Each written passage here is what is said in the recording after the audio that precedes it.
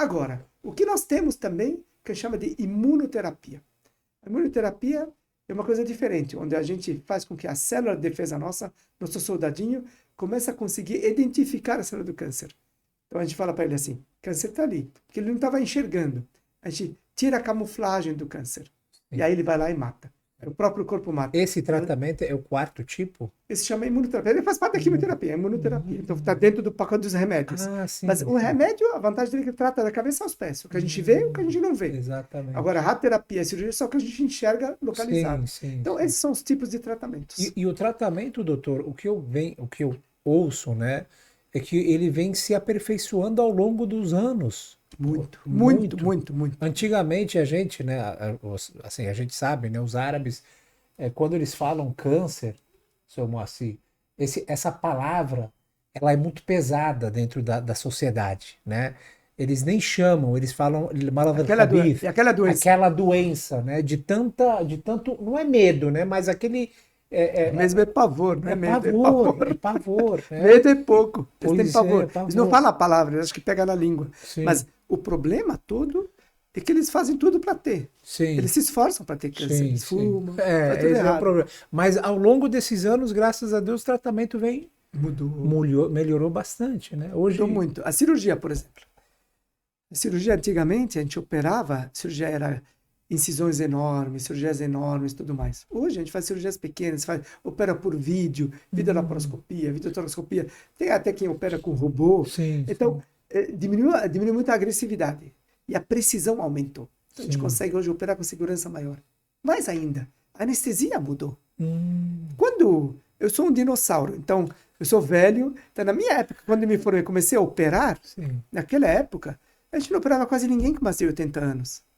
Porque a anestesia matava doente, não chegava, sabe, a anestesia era pesada. Era risco, hoje, né? As coisas mudaram. A gente opera com 90, 95, às vezes 100 anos de idade. Porque a anestesia mudou. Também esse é um ganho. Então a gente consegue salvar mesmo gente muito velha. Então aumentamos. Outra coisa. Na radioterapia. A radioterapia, antigamente os aparelhos eram, com todo o respeito, como se fosse um Fusca. Agora estamos numa Ferrari. Então, literalmente é essa mudança. Então, hoje nós temos aparelhos de radioterapia tão precisos, mas tão precisos, que a gente já chama isso de radiocirurgia.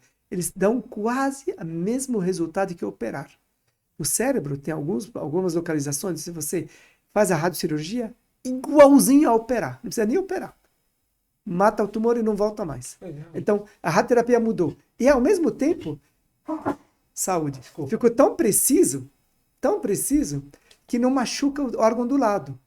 Antigamente, a gente irradiava um câncer de pulmão, torrava o pulmão, torrava o esôfago, torrava o coração. Afetando, né, agora, com a radiocirurgia, torra o tumor com um pouquinho de margem ao redor. Ficou preciso, aumentamos a dose para matar o tumor e diminuímos a toxicidade.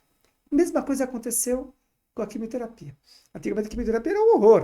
A pessoa falava, vou fazer quimioterapia, já falava, meu Deus do céu, acabou a vida. Não, ele ficava assim, apavorado. Cai o cabelo, cai o joelho, cai a orelha, fica ruim, vomita.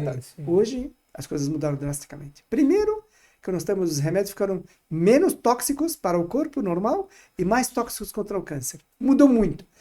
Os quimioterápicos que a gente usava 20 anos atrás, hoje praticamente a gente não usa. Usa um ou outro. Mudaram muito, ficaram muito mais precisos, muito mais eficientes e menos tóxicos. Então o doente tolera muito bem. Mais ainda, apareceram remédios muito específicos, que nem essa terapia-alvo dos comprimidinhos. Tem câncer de pulmão, você vai lá e acha uma mutação. Essa mutação é uma fechadura. E eu tenho um comprimido, você vai tomando um comprimido. Solta um pouquinho o intestino. Mas além disso, não é como se fosse remédio para pressão. Toma todo dia um comprimidinho e vai para o hospital. E controla a maioria absoluta. Por quanto tempo, mais ou menos? Enquanto estiver vivo. Que nem pressão alta. Vai tomando enquanto estiver vivo. Então, as coisas hoje mudaram drasticamente. Antigamente, alguém com câncer de pulmão, estágio 4, está espalhado, estou falando 20 e poucos, 30 anos atrás, se você pegasse 100 pessoas dessas, a gente morria metade nos próximos 4 a 6 meses. Meu Deus. Hoje, morre a metade depois de 5 anos. Então, a coisa aumentou drasticamente. Existe alguma estatística de como está o Brasil neste avanço, né, destes estudos, dos tratamentos, em qual posição está? Quais são os melhores países do mundo ou cientistas? melhores tratamentos. Na verdade, os tratamentos estão disponíveis no mundo inteiro. Então, eles saem protocolo, na verdade, a indústria farmacêutica quer vender no mundo inteiro, não quer vender num país só. O pessoal fala assim, eu achei um tratamento muito bom que só tem em Cuba. Sim. Pouco provável que esteja funcionando.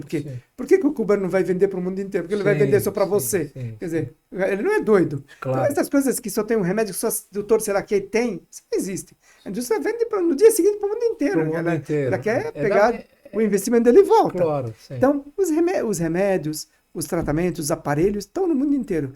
Então, quem tem os melhores resultados é aquele que aplica os melhores técnicas e terapêuticas que existem no mundo para o doente. Então, se você pega um grupo de pacientes que recebe o que tem de melhor em cirurgia, o que tem de melhor em radioterapia, o que tem de melhor em tratamento de remédio, ele vai ter resultados mesmos em qualquer lugar no mundo.